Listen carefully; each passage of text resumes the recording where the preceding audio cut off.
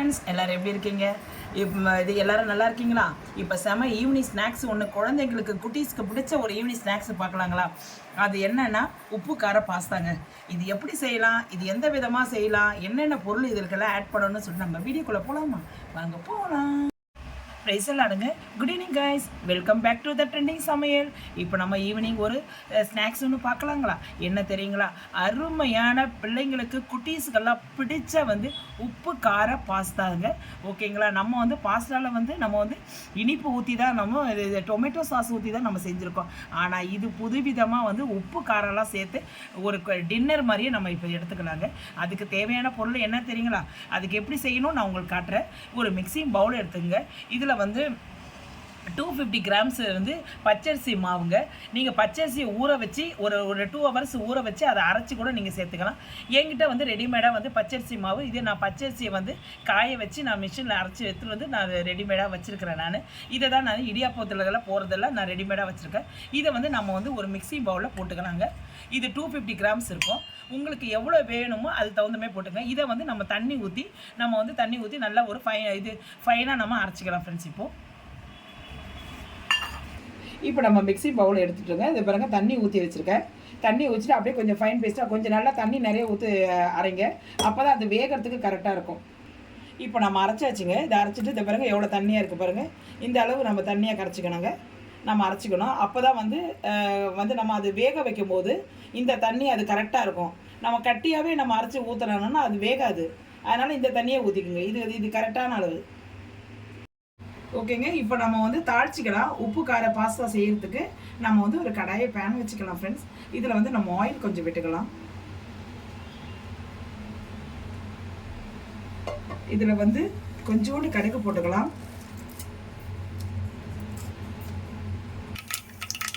கடுகு பொரிஞ்சிட்ட பிறகு கொஞ்சோண்டு கடலை பருப்பு போட்டுக்குங்க. கொஞ்சோண்டு உளுத்த பருப்பு போட்டுக்குங்க. எல்லாமே கொஞ்சம் நல்லா வாசனை வர்றதுக்கு தான் ஃப்ரெண்ட்ஸ். இதெல்லாம் நம்ம போடுறது அவ்வளோ டேஸ்ட்டாக இருக்கும். கொஞ்சம் செவரட்டும். ஓகே ஃப்ரெண்ட்ஸ், இதில் இந்த பிறகு நல்லா செவந்துச்சு. நம்ம போட்டோம் இல்லைங்களா, கடலை பருப்பு உளுத்தம் பருப்பு செவந்துருச்சு. இதில் கருவேப்பிலை போட்டுக்கோங்க. கருவேப்பிலை போட்டுட்ட பிறகு கொஞ்சம் நல்லா இதாகட்டும். இப்போ ஃப்ரெண்ட்ஸ் இதை பாருங்கள், கருவேப்பிலை போட்ட பிறகு ஆனியன் போட்டுக்குங்க. அதுக்கப்புறம் பச்சை மிளகாய் போட்டுக்குங்க. அதுக்கப்புறம் கொஞ்சம் இஞ்சி போட்டுக்குங்க. இது எல்லாமே போட்டு நல்லா கொஞ்சம் ஃப்ரை பண்ணுங்க. பாருங்க, நல்லா ஃப்ரை பண்ணுங்க. இது நல்லா கொஞ்சம் வதங்குது ஃப்ரெண்ட்ஸ். இப்போ கொஞ்சம் நல்லா வெங்காயம் கொஞ்சம் ப்ரௌனிஷாக ஆகணும் ஃப்ரெண்ட்ஸ். அப்போ தான் நம்ம சுவை கொடுக்கும். கேஸை சிம்மில் வச்சுக்கோங்க. சிம்மில் வச்சுன்னு ப்ரௌனிஷ் ஆகட்டும் வெங்காயம். ஓகே ஃப்ரெண்ட்ஸ், இப்போ ஆனியன் நல்லா ப்ரௌனிஷ் ஆகிடுச்சு. இப்போ நீங்கள் என்ன பண்ணுறீங்க, தேங்காய் பூ இருக்கு இல்லைங்களா, அந்த துருவலை கொஞ்சம் போட்டுக்கோங்க. ஆனால் தேங்காய் பூ ரொம்ப வதங்கக்கூடாது. கொஞ்சம் லைட்டாக சும்மா இதை கிண்டி விட்டுட்டு அப்படியே விட்டுடலாம். அவ்வளோதான். ஏன்னா ரொம்ப இதாகக்கூடாது. இப்போ தேங்காய் துருவலை போட்டோடனே அடுத்த செகண்டில் நம்ம பெருங்காயம் போட்டுற வேண்டியதான். பெருங்காயம் போட்டுக்கோங்க. அதையும் போட்டு நல்லா கொஞ்சம் மேஷ் பண்ணிக்கோங்க.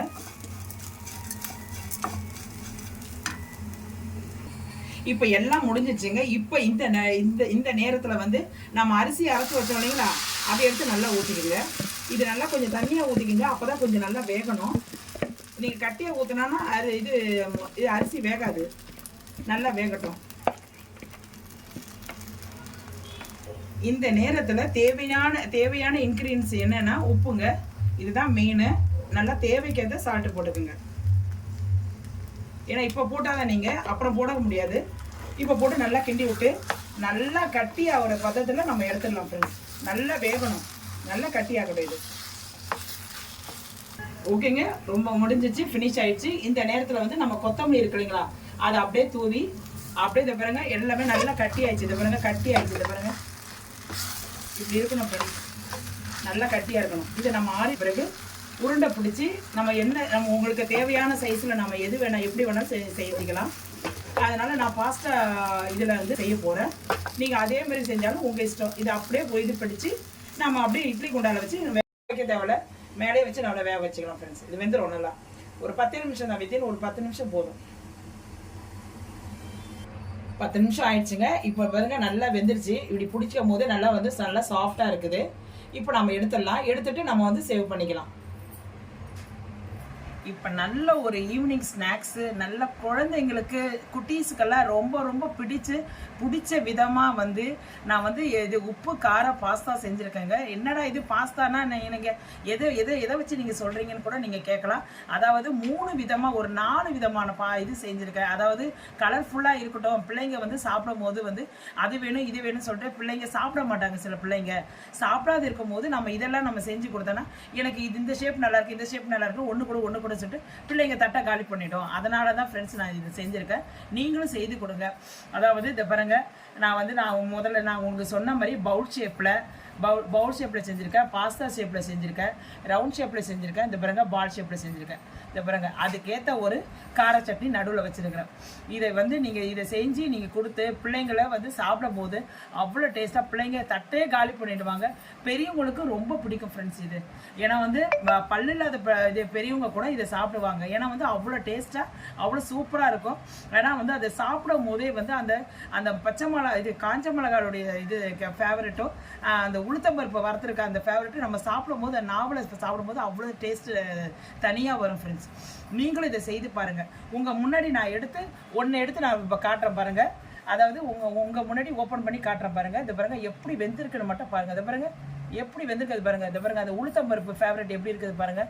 இந்த பாருங்கள் எவ்வளோ சூப்பராக இருக்குது பாருங்கள். பாருங்கள் நீங்களும் இதை செஞ்சு பாருங்கள் ஃப்ரெண்ட்ஸ்.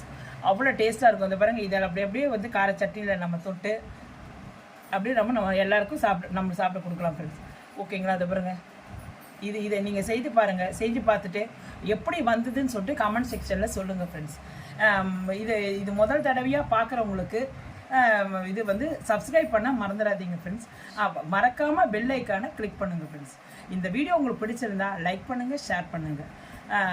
என்னுடைய வீடியோ பார்த்ததுக்கு ரொம்ப நன்றி ஃப்ரெண்ட்ஸ். அதாவது உங்களுடைய சப்போர்ட் இருந்தால் தான் நான் நல்லபடியாக இருக்க முடியும். உங்கள் சப்போர்ட்டில் தான் நான் இப்போ 179வது வீடியோ நான் போட்டிருக்கேன். இந்த அளவு நீங்கள் ஆதரவு கொடுத்தா ரொம்ப ரொம்ப ரொம்ப நன்றி ஃப்ரெண்ட்ஸ். ஓகே தென் பாய்.